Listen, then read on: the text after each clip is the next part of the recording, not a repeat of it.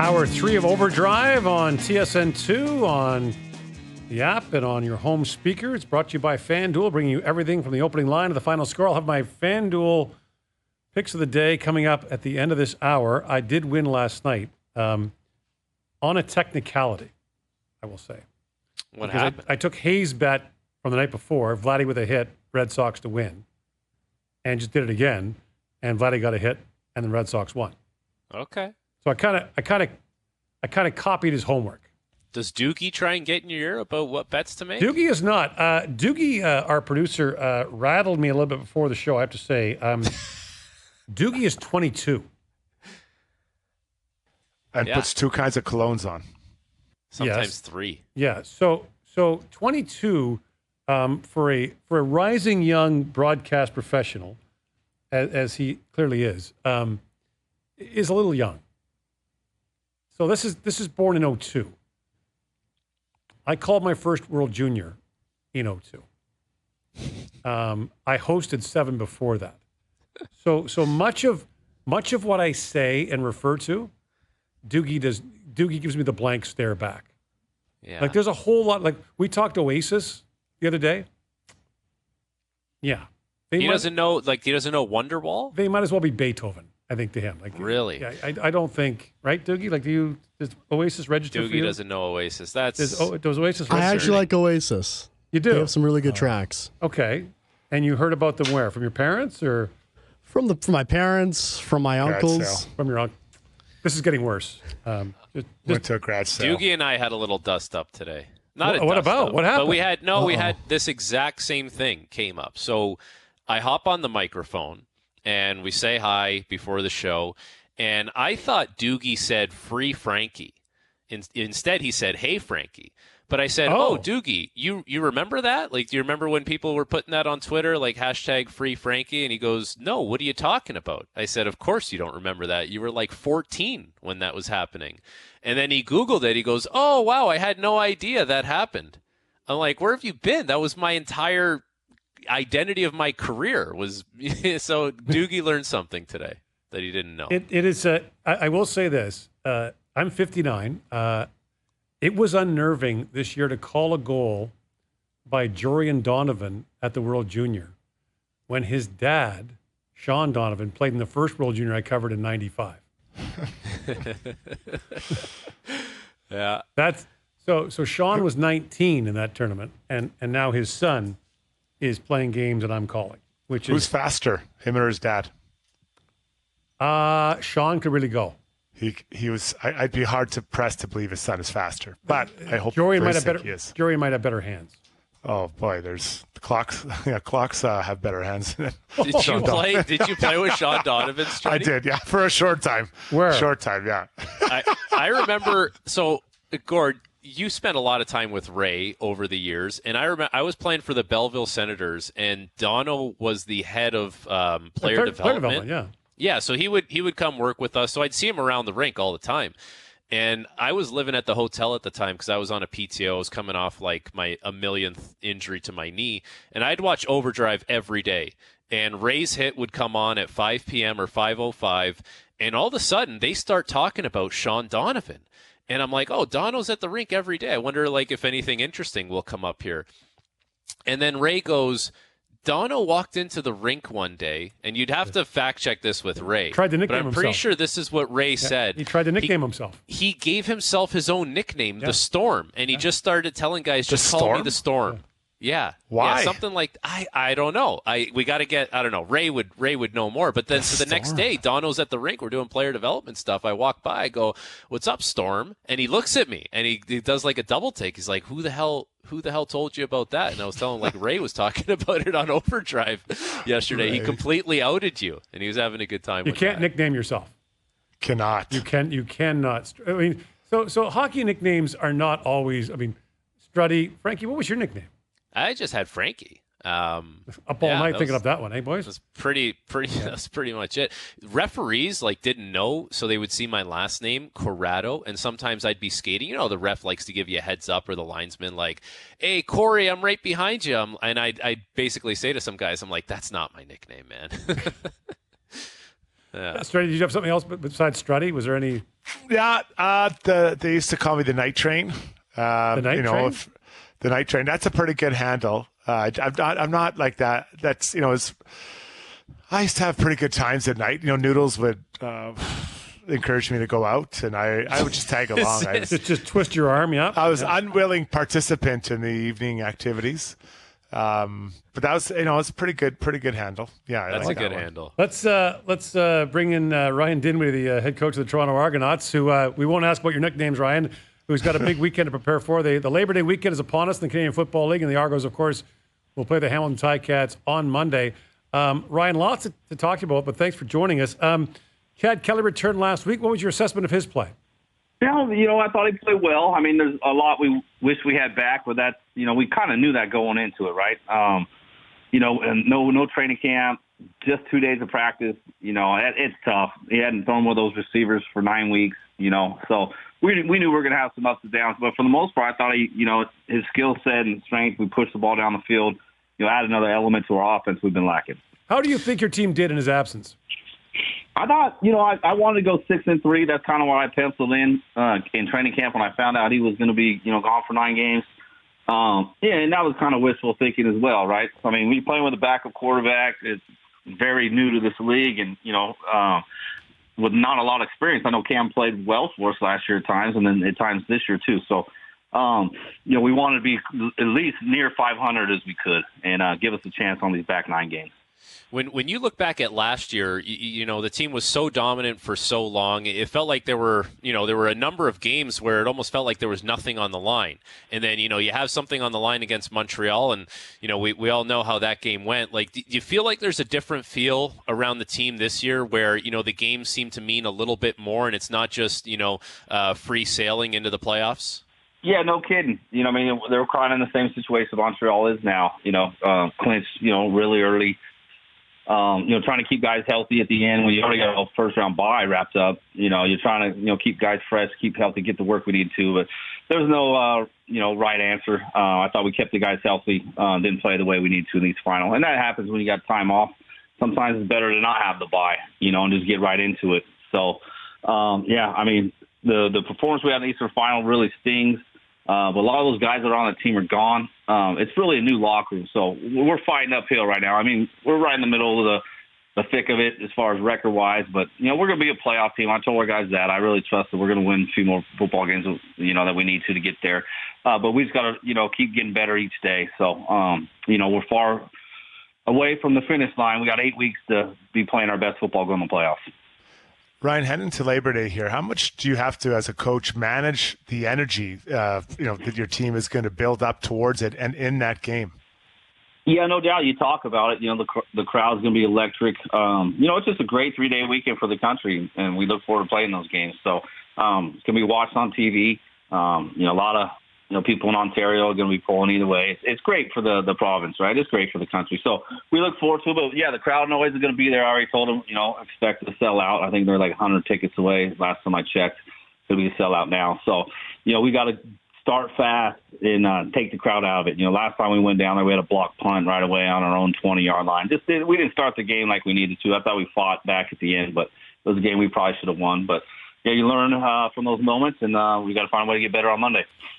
So Ryan, obviously, Montreal is the gold standard in the league right now. They're 10-1. They only lost to you, and they have, going back to last year, this is the best 19-game stretch in CFL history. But over the last 22 games, they've only lost 3 times, and all 3 are to the Argos. Does that give you reason to think that down the stretch here, there's a legitimate chance to do to them what they did to you last year? Well, that's the goal. Right, maybe poetic just a bit for us. That's a little far down the line for our thinking. We're not scared to play him. We feel like we didn't play we're not even close to good football in the Eastern Final. So look forward to that. That's how it's going to play out. It's going to be tough to catch them on their where they're at right now. Right, so we're 3 games behind them. We got 1 to play them, so we knock it down to 2. We'll see. But that's what we're chasing, and we got to go get them. So they have a great defense. They're being creative on offense, find ways to be successful. Special teams playing pretty good, but I think we match up well against them. All right, we got to be delicate with this one because we don't need you getting fined here. But the command center, the control center, has been a very polarizing topic in the CFL this season. I'd imagine there's some frustrations with that. How have you been managing that? I don't know how to manage it, right? And so a lot of gray area there, so you almost just kind of let them handle it if that's they want to do it, or they want to get rid of it, let the coaches challenge, and we did challenge in the command center all together and just, hey, we have a human error. That's kind of my vote. It was like that forever. We had one interference. I was part of it, coaching them all, and then that kind of changed the outlook of it. Now we're challenging everything, right? Like, if we want to have command center, take rid of the challenges, let them fix, obvious mistakes, I'm good. But it's a gray area on both sides. I think command the league, that's why I think coaches, that's why we got to look in the offseason and find what the best is. Ryan, how much does that come from the players? Is that player-driven that look for that type of change, or is that coaches or managers? Like, where would that kind of have to come from to get adjustments in that area? Well, I think it comes from coaches and general managers. Write down some things, catches, get a little fire, and then it spreads like crazy, and it's like, okay, now the commissioners, talking about it today. You've seen, talking about Milt, so that obviously started with TSN and things like that. So I think, our media and our fans are, I guess they have an influence on what we do as a league, right? I think this is the best league as far as, having it and spending time with your fans. We have fans in practice every day. You go to the NFL, there's no interaction with the fans, right? In our league, it really is. So, and we'll take it from there. All right, so Ryan, I'm going to ask you this. Lots of conversation in the league about the way you won last week against Saskatchewan. So you miss a field goal, get the point, and win the game that way. And there are people that think that should not be the case. Where do you stand on that? Well, I hear their gripe doesn't go on the field, and if they didn't take that time out, I would tell the Janarian, catch the punt and go down. I said, I don't care about a return. Because we'd have if they manage it differently. And so I was planning on a play we have where we catch it and kick it through the end zone. Like a true rouge, Back to the rugby rule. Now, we're going to take that play away. That's kind of the lifeblood of the CFL. So I get why everybody's upset, but the rouge is built for those plays. It just happened to end on a missed field goal at the end of the game. But if we were a little bit tighter, I wouldn't even went for the field goal. I would have kicked it right through the side of the end zone. Yeah, I think it's great. We practice that distance. I can't punt it through, and I can't guarantee to kick it through the end zone, so we always go for the field goal. We've tried it multiple times. And you know what? It rewards field position, right? I mean, there is a sense that you got to get down there to get that point. Yeah, we're there, right? I understand it's a missed field goal, but it's a tie game at the end of the game.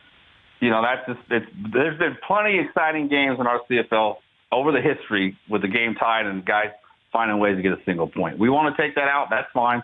But we also had discussions a few years ago going 11-man football and shrinking down the field. We didn't want nothing part of it. No. So now we're taking American rules and trying to, well, that's not fair. Americans can't do that. Well, then we have to go play 11-man football then get. Ryan, thanks for talking to us, and good luck this weekend. Yeah. Appreciate it, guys. All right, there's Ryan Dinwiddie, the head coach of the Toronto Argos. Speaking of going back to the rugby roots, this is one of my favorite rule change ideas in football because the conversion, the point after, is kind of boring. I think whoever scores the touchdown should have to kick the point after. Let's go right back to the rugby origins of the sport. So, and you might have a guy like, if a guy's a lousy kicker, step out of bounds at the 1 and give the ball to your good kicker to try to punch it across from the 1. This goes back to what we were talking about earlier. One sport athletes. You're going to get some guy who's an unbelievable receiver, get a touchdown, go and try and kick the ball and flat out miss the thing or fall on his ass. I think it'd be fantastic. Yeah. You don't think you could kick a 20-yard? Well, how far is it? 20 yards? Well, it's longer now because they've moved it back. Move it back NFL's up. what, 33? Yeah, move it back up. So put it at the 5-yard line. So it's a 12-yard. Can you make a 12-yard field goal? I think I could make 50% right now. No practice. 50% of those from there? Like, okay, so Struddy. What are you saying? If it was 12 yards away. Here's my FanDuel pick of the night. No. If you got 10 attempts, you make 5? 5 out of 10? You don't think you could do that? Like I'd like to think you could, because someone places it right. Then I just kick it out. Yeah. I think we can do it. Especially if the uprights are in the front of the end zone. Yeah, so it's not the NFL where the uprights are at the end of the end zone. Yeah, I'm not even trying to be cocky. I think now the pressure might be different, right? Like guys coming at me trying to run me over. That might change my feelings a little bit. But you don't think, Gordy, you don't think you could kick 5 out of 10? I don't know, man. It's harder than it looks. Yeah, well, I don't want to feel like I'm downplaying it, but it's a chip shot. So is this a ball? It's a chip shot. Well, I did say I could kick a 60-yarder. I'm talking 12-yarder. No, are you doing a snap and a placement, or are you just the ball's in a tee and you got to kick it through from 12 yards out? Well, I think the snap and the placement, that's what isn't that how we do it in games? Yeah, but I think now you had a whole degree of difficulty because you only have a few seconds to get it away. Well, that's like right. The timing's got to be right. Like, this is not just putting the ball in the tee. Like, if you said to me you can put a ball in a kicking tee and have 10 shots at it, I think you could probably hit 5. Yeah, that's fair. So you're saying under pressure in the moment with pressure on me. With a long snapper, a placement, and as the ball is snapped, you got to start your approach. You got to time it, and he puts you don't have time to adjust. Like the ball gets put down, you got to put it through. I don't think you're making 5 of it. You know what I think happens, Struddy? You probably miss the first 2, and then you get the feel for it, and you get your groove, and it just becomes a little bit of a mechanical I want thing. I want to talk to the Edmonton Elks. I want Struddy to go to practice. Kick it Next week. I want Edmonton to make room for Struddy at the beginning or end of a practice to try 10. I would, but I have a tight hamstring. I don't want to risk injury. I thought you were going to say I got my tight jeans on. Guys, I can't do it. Risk what, Struddy? What are you playing on the Tour de France next week? Like, what are you saving yourself for? My tennis season starts up again. So listen, what's the big tight end from Gronkowski? What did he have to kick in the Super Bowl? He missed it. Was that was that a 35-yarder? I think it was 30. Was it 30? I don't know, but I know he missed it. And that was kind of strange, like that whole thing. It came on the screen, and then it was gone. And it was like, oh, did Gronk get it? I think Gronk missed it. Yeah, because I think that was like, that'd be a long one. But just think about it, like 12 yards. I would think, and again, I feel like I'm not giving kickers enough credit for what they do. I think they're incredible, but from 60 yards, but from 12, I would think the average human walking could make, with no pressure, make 50%. Dude, kickers have one job. Like they don't do anything else. All they need to do is kick that one ball. It was a 25-yard try. This goes to the so Frankie. This goes to the soccer conversation we've had where people look at penalty kicks in soccer and say, look at the size of that net. I could score 3 or 4 times on those guys. There's no way. No, you couldn't. On a professional goalie, you'll score 0 out of 10. Yeah. There's no chance Guaranteed. I would. But difference there is there's no one standing on the goalpost knocking it down, right? You don't have. Well, there are guys trying to block it. Like you can't line drive it. Starty, if I was in net in soccer and we were doing penalty kicks, you get 10 shots on me. 0. How many shots do you think you'd score? 0. I'm a terrible soccer player. My soccer experience was terrible. I was young. I didn't like it. We got pounded. I never touched the ball and I quit. And I've never played again. You're the only professional athlete I've ever heard of who couldn't play soccer at a passable level. Our team was terrible. Our coach was terrible. It sounded like he always had grandpa's cough syrup on his breath. It was awful. Yeah, you needed some Italians on your team. Okay, so that mix of grandpa's cough syrup and darts. Okay. That's a pleasant smell to like an 8-year-old. Oh my God. What? Tell me again how we're supposed to play this, coach. I'm midfielder. Just breath melted in my face. I hate to admit this. I coached my daughter's house league soccer team. Co-coached my daughter's house league Who's soccer got the team oranges? For 3 years. Well, first of all, the ice cream spiked. The ice cream truck had come by, and that was it. Like focus gone. But I will say this: so the first year they didn't keep standings, right? But I knew we were undefeated. I knew we were 18-0. So the other this is terrible. The other coach is not there that weekend. He couldn't make it for whatever reason. So I'm running the bench by myself for the first time. So I'm not going to take the loss. And we're playing somebody good. And of course, you rotate everybody out, right? And we had this girl. We had this girl Carmen who was really good. Like she was really good. And so she's playing the whole game. And my daughter's like, hey, so like second time, hey Dad, Carmen hasn't been out of the game yet. I'm like, beat it. Yeah. Go stand over there. Carmen played the whole game. We won 1-0. She scored because I was not going to take the loss. So maybe the smell of grappa, cigarettes, what else was it? Body odor? No, the body odor. I couldn't get close enough. The fire breath just pushed me away. So let's try this out. Okay, so he was on the side, just squeezing all of our oranges so he could just kind of freshen up. He was so thirsty. Yeah. He had the Gatorade bottle full of grappa on the sideline. Ask Noodles about his coach, Brandie Wilkerson. He's the guy with the mustache. He had no idea who he was. Okay, so Struddy, you're in goal, and Frankie, you're taking penalty kicks. How many times does Frankie score on Struddy? 3. Like I honestly think you got to budget for missing the net a few times. Right. You're going to bury one right into Struddy's chest. And Struddy's an athlete, so he's going to make a few saves. So I think if everything goes well, he's got that bad hamstring though. Apparently, yeah. Well, if we're doing, if he's got good hamstrings, let's say Struddy's got full use of his hamstrings and he's not wearing his tight jeans. I think he stops 7. And the guy who doesn't smell of grappa is nowhere nearby. Yeah, it ruins it when your coach smells like darts and grandpa's cough syrup. And you're young, you're like, what are we doing here? Why are we like, someone hand this man a mint? No one has a fisherman's friend anywhere. Just like a tic-tac.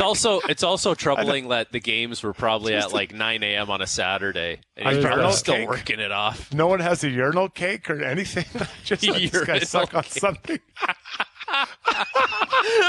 This guy sounds like the worst minor sports story in history. Like terrible.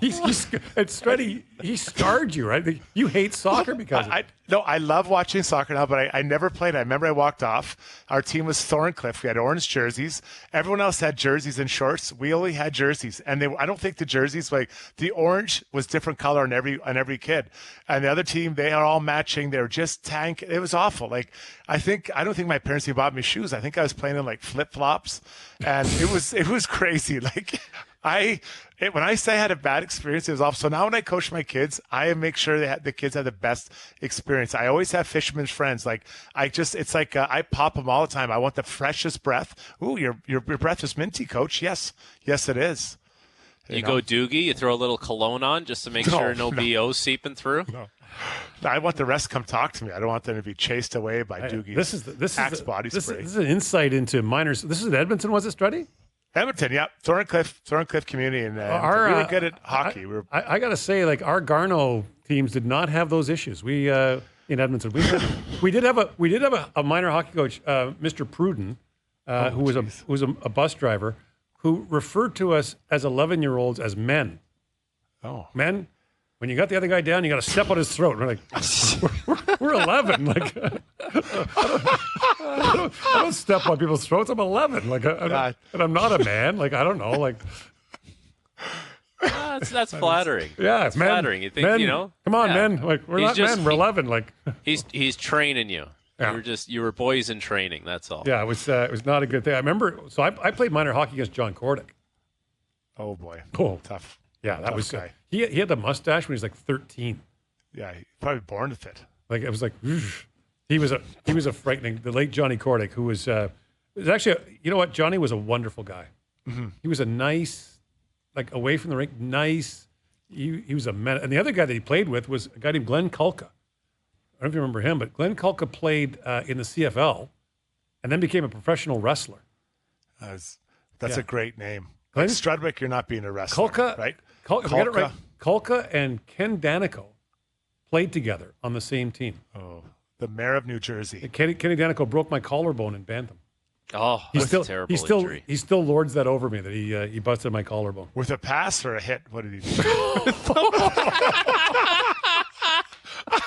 Don't tell Ken you said that. Oh, I'm 100%. Go to break. I'm 100%. Doogie, send this to him. My second game of the year this year is in Jersey. I am for sure telling Dano. Oh my God. He's a great friend, and I still remember Dano. He was drafted by New Jersey the year they moved from Colorado. And Kenny used to walk around, tell everybody we played baseball and everything. He'd say, "I'm Ken Danico. I'm going to play in the NHL." That was his big thing. And so his draft year, his agent, Bill Waters, told him not to go to the draft because he probably wasn't going to go in the first round. He was the only first rounder who wasn't there. No. Yeah.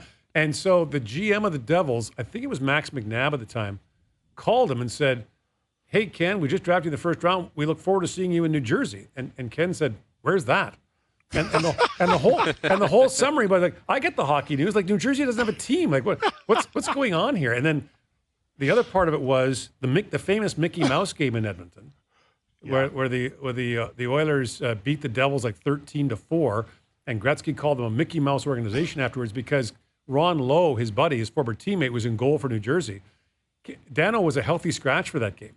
He was really sour he didn't get to play against Edmonton, and then he was the happiest healthy scratch in history that he wasn't part of that 13-4 rinsing. So, Oh man. yeah, but yeah, Ken Danico and Glenn Kulka And a broken collarbone. and a broken collar. Still A bugs hat me. trick of Edmonton hockey. Still bugs me sometimes. All right. When we come back, we'll talk to Brandie Wilkerson. Terrific Olympic volleyball tournament for her and a silver medal for Canada. We'll talk about that and more when we come back on Overdrive on TSN2, on the app, and your home speakers. Hour 3 of Overdrive here on TSN2, on the TSN app and your home speakers, brought to you by FanDuel, bringing you everything from the opening line to the final score. I'll have my FanDuel pick of the day coming up later in the show. But first of all, I want to take you back to Paris and the Olympics, an extraordinary Olympic competition to begin with, from beginning to end. The venues were just spectacular. We talked about it earlier. And beach volleyball led the way. But the performance of Canada's Melissa Jimenez-Paredes and Brandie Wilkerson was phenomenal. Got to the gold medal match, took home a silver medal. And Brandie Wilkerson is with us now. Brandie, I know it's been a couple of weeks, but when we reflect on, especially that last week in Paris, what do you look back and reflect on?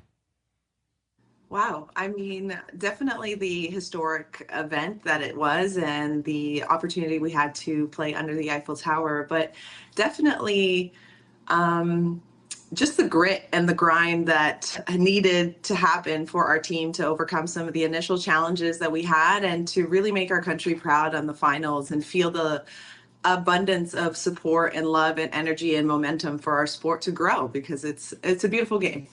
Well, we want to talk about that in a minute, and I think I was at the semifinal match, and it was extraordinary, the win against the Swiss, and we'll get to that in a minute. But I wondered, you and Melissa played indoor volleyball together at York, right? Like, you were teammates for 4 years at York, and you played with separate teammates for years and had great success in beach volleyball. What took so long for you two to come together?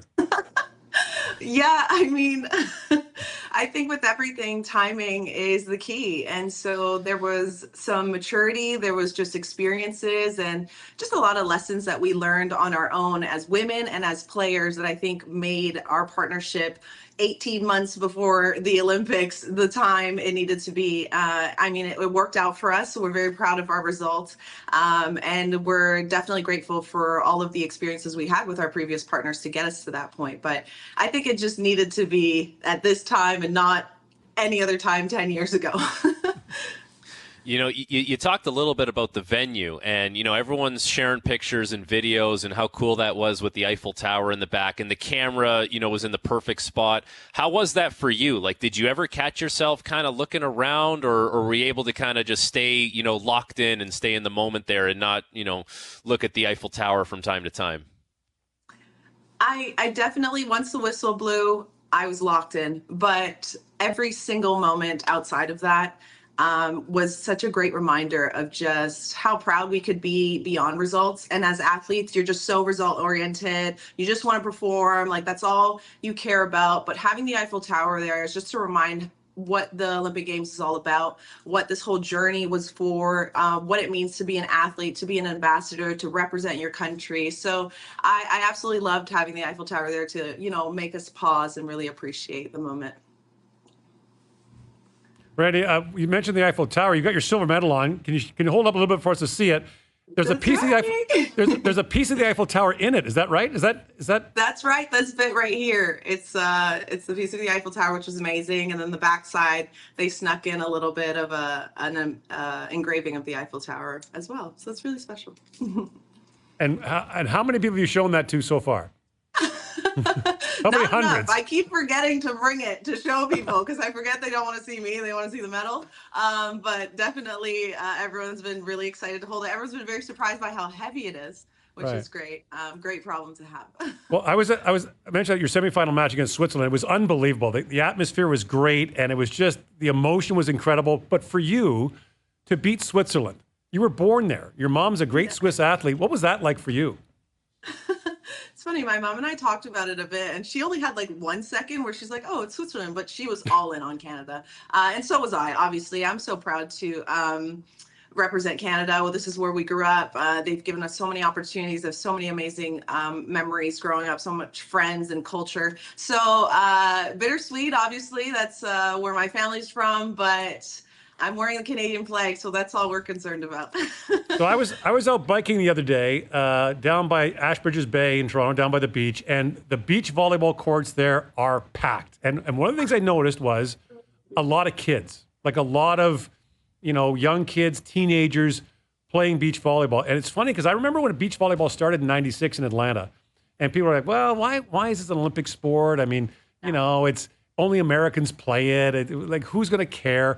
And then Bondi Beach in Sydney stole the show. And then Horse Guards Parade in London in 2012, Copacabana Beach, and now this. How proud are you and how encouraged are you to see the growth of your sport?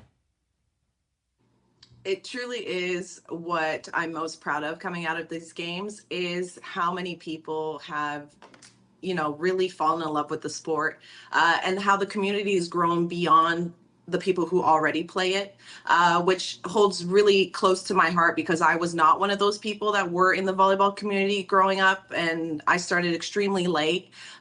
So to know that opens up the door for many more stories and many more backgrounds and experiences to come to this sport is amazing. The next generation is the future of the sport's success, and programs like RBC Training Ground and all of these other sponsors that are so dedicated to making sure that these athletes get recognized and have a chance to be at the Olympic Games like I am is really what this means to me. That's what the silver medal will always mean to me. Brandie, early in the competition, your team wasn't quite maybe firing it the way you wanted to. What kind of a chat did you have as you entered that? I think it was the fourth match to move forward, because it was great to watch and it just seemed like something clicked for you two. Yeah, I appreciate that. And you're absolutely right. It was not the start we had planned. And as much as we knew we had to be ready for anything at the Olympic Games, because that's what they are, just everything and anything. That was not something we thought we would be doing, is playing the lucky loser match and looking at, some of our worst fears, which is not performing. But I think because things got real and we've done so much work on our mental preparation, on our honesty, and just having real communication between our partnership and our bigger team, we could look at each other and have some stern talks about, like, what is it that we really want this to be? How do you want to show up? How do you want to take control? And just to play the game, because we know how, and to just find the freedom and the ease. And so the second we got a glimpse of that, we took it and we ran. So you get to the final and you go up against a Brazil team that, great pedigree, favored team. And there's a moment in that match where you're at the net and it's fiery and the emotion is kind of, coming out of both sides, both teams. Just, bring us into that moment a little bit. Like what was that all about? And, how did you kind of manage that? Yeah, definitely. That's something I'm getting asked about a lot, which in the moment was not what I was thinking about at all. But it was that. I think it was a reflection of how intense a finals match is at the Olympics. I mean, you're fighting for this goal that you've worked for years, minimum 4 years for. And when little things like a miscommunication on cheering, which is what it was, because we have so much love and respect for each other, all four women, I think it was just the intensity of the match, showing passion, showing that you want to fight for this, that you want your spot at the top, and just letting it all out. So once we kind of calmed down and figured out our communication and got over the language barrier, it was all good, and we could refocus on the game. But I think it's important for people to see the spectrum of emotions that athletes face in a game, and it made it exciting. And I would do it all over again because I wanted that game and I was putting myself out there. But it's good because it's all respect, it's all love. And the DJ kind of saved the day too, didn't the DJ play a song to kind of cracked everybody up? Yeah, they let us go for a bit, but then they ended up playing Imagine. So never remind us that we all love each other very much. Everybody hug it out. Wait, you know what's funny is what I found really interesting watching your semifinal match was the dynamic with you and Melissa, because you're both really intense, and the ability to be intense with each other, but also that honesty you talked about. How do you manage that? Because there's nowhere to hide out there, right? I mean, it's not like you got 12 teammates. It's not like you can go in the locker room. There's nowhere to hide out there. Yeah, you're right. And personally, that's part of the sport that I love, is the amount of accountability that you have, and the vulnerability you need to face, and the courage you need to perform. And those values run deeply for both of us. So we were able to share that and to keep the standard high in terms of our performance and our commitment to being our best. We have an excellent team with us. We have assistant coaches, mental performance, physios that shared the same values. And we're very intentional about who was in our environment and who we worked with, the verbiage we use, so that when there are hard moments and tough conversations, we understand there's always so much love and respect behind some of the things that needed to be said, and honest and true. And we have a sense of self-awareness and accountability. So you kind of know when it's your time to clean up or do what you need to do. So it's good to kind of practice that in small moments, so that at the Olympics, we've already been here before and there was nothing we really thought we couldn't handle. So, Brandie, after watching you, I've dealt with professional athletes for a long time. You're one of the people high on the list. I don't ever want mad at me. I never want.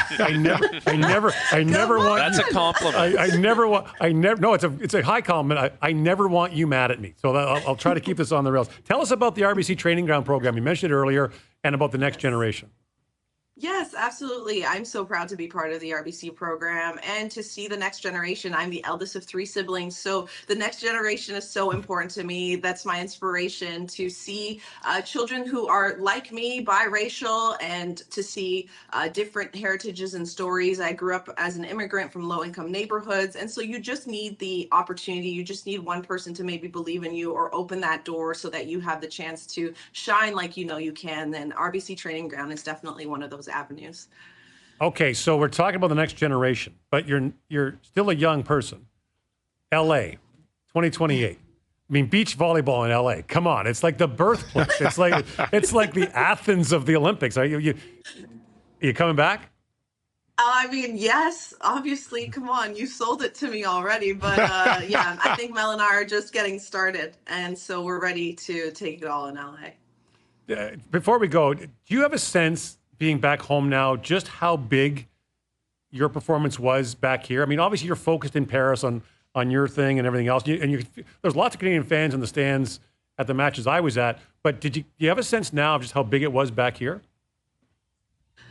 Yeah, I mean, I get to talk to you guys. That's a great sign. And just to talk to so many different types of people, volleyball fans, non-volleyball fans, that truly were touched by our partnership and just what we accomplished. So I think I'm getting a bit of a grasp, and it's making me so happy every day, because this means so much to be bigger than just a medal. And Canada just does such a great job when they are all behind, a real beautiful moment. So I'm feeling the love. Definitely. You should. And keep that medal on. Don't ever take it off. Just show it to everybody. Oh, yeah. It's fantastic. And please never get mad at me. No, Brandie, I won't. Thanks so much for talking to us. Congratulations. And it's great to see you. So good. I look forward to I'm going to stop off and watch some beach volleyball this weekend when I'm out biking. So thanks for talking to us. I love that. Okay, see y'all at the beach then. All right. There's Brandie Wilkerson, Olympic silver medalist. It was amazing to watch. And I think that, as much as you talk about the venue, beach volleyball in many ways has overtaken indoor volleyball in terms of popularity on television and in person. It's incredible. Yeah, I would agree. Like, if both of them are on TV, and this is not a slight to, actual volleyball, because, it's a great sport and those are great athletes, but I'm probably more inclined to watch beach volleyball. I don't know. It's fun. It happens quick. It's yeah, super exactly. Quick, and they're so athletic. I mean, and I think it's more unpredictable, Gord. There's a little more of an unpredictability to the beach volleyball game. Yeah. Awesome stuff. All right, we got one piece of business left to do. My best bet of the day. Are you going to go really hardcore like yesterday? Take a risk? Really put yourself out there. The sun will rise tomorrow. My last time hosting Overdrive. Can't come soon enough. We'll be back on TSN2 on the app and your home speakers. Today's best bets powered by FanDuel. Make your picks and assemble same-game parlay in seconds on the FanDuel Sportsbook app. Gord Miller back here with Frankie Corrado, Jason Strudwick. My last time hosting Overdrive this summer. My last FanDuel best bet. Make it count, Gord. So High here's the risk. thing. So here's the High risk. So here's the thing. On Tuesday, Hayes went Vladdy for a hit, Red Sox money line. He won. Last night, I did the same thing. I won. So my choice is do it again or try Colorado versus North Dakota State in college football tonight or some other baseball game. I think you ask Doogie what he thinks. Doogie, what do you think? What are you saying? Colorado's going to be favored by 1 billion points on North Dakota State. It was at 10.5 on the FanDuel Sportsbook app when I last saw it. But I think you have to go back to the well. If you're winning, you have to go back to the Jays and the Red Sox. Yeah, I'm doing it. Vladdy for a hit, Red Sox money line. Red Sox are 3 games out of the last wild card spot. They got to win. Like Bowden France has been great. Had a no-hitter going into the 9th in his last start, but I think I'm going to go with that. I think it's sensible to ask Doogie. I think that's smart of you. Well, he's a young man with lots of energy. He's a savant. Today's best bets are powered by FanDuel. The first inning means as much as the ninth when you bet baseball on the FanDuel Sportsbook app. Please play responsibly, 18 plus, and physically located in Ontario. Gord, you're the kind of guy that if it's 20% chance of rain, you wear a sensible raincoat and bring an umbrella. I'm actually not that guy. I get caught. You're playing the game like that. I'm the guy that gets on the plane and doesn't check the weather, and doesn't realize there's a massive blizzard where I'm going. Like I'm the guy with the raincoat on in a blizzard. I'm like I don't know why I never do, but I never check the weather when I'm going somewhere. Like based on your betting history, I'm surprised by that. Maybe statement. Edmondson. By the way, the 49ers and Brandon Ayuk have settled on a 4-year, $120 million contract extension. So it turns out missing training camp is quite lucrative, CeeDee Lamb. And now this. So that's not bad for a guy that's the third option there. Yeah, is that everybody? I think that's everybody now, isn't it? Is there anybody left? Trent Williams. Wow, just their lineman. NFL season starts a week from tonight. How you feeling, Gord? You ready to get the hockey season going? I am. I got my schedule today, and I am excited. I think I'm excited. It's funny with the preseason because a lot of people aren't excited about the preseason. You guys both played it at various times in your career when it was important to you. I want to see for the Leafs. I want to see Fraser Minton and Easton Cowan try to make this team, and to do that, they've got to do it in the preseason. These games matter to them. I think that's a good point on the Leaf guys. I think in Ottawa, they have to come out guns a-blazing there. Travis Green's going to run a really hard camp. Yeah. They need to start playing well right away. And they're going to play their guys. I guarantee you, they'll play their team in their last 3 preseason games. They'll want to get going into the starts have killed them. And then in Montreal, I really want to see Patrick Laine. I want to see what he looks like in a Habs uniform and how that looks and feels. Yeah, I think the preseason for some veterans, you go through the motions. It's kind of. But for a lot of young guys, this is an important time, right? This is your one chance to prove yourself in a lot of cases. Yeah.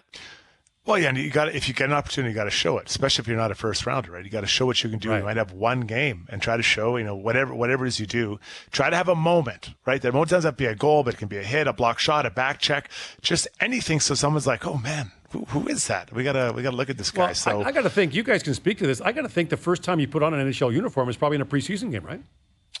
That would have been the first time you put on a game uniform because you do the development camp with a practice. Yeah. I think my first preseason game was in Edmonton at the old Rexall Center playing against Smitty. Your boy, Struddy. You made that building what it is today. Hardly. Yeah. Hardly. What was your first, Struddy? Do you remember? Mine was in Tampa Bay, and there was a huge brawl, and I didn't know how to respond. And I remember Mike Milbury yelling, "Get the hell in there!" I'm like, "Oh, okay," and I just jumped in. I was 19, I didn't know what the hell was going on. I'm like, what am I supposed to do here? And some of those guys are pretty big. I remember preseason games being, Edmonton Calgary preseason games being 4 hours long. So, Frankie, Struddy, thanks for joining us. Frankie, you're back tomorrow. Al's brother will be hosting. The boys are back on Tuesday. Thanks to Doogie. Thanks to JP. Thanks to everyone behind the scenes. Thanks to you for listening and watching. It's been my pleasure to be with you a dozen times this summer on Overdrive. Love doing it. And Brian Hayes is back on Tuesday, and Al's brother's back here tomorrow. We'll chat then.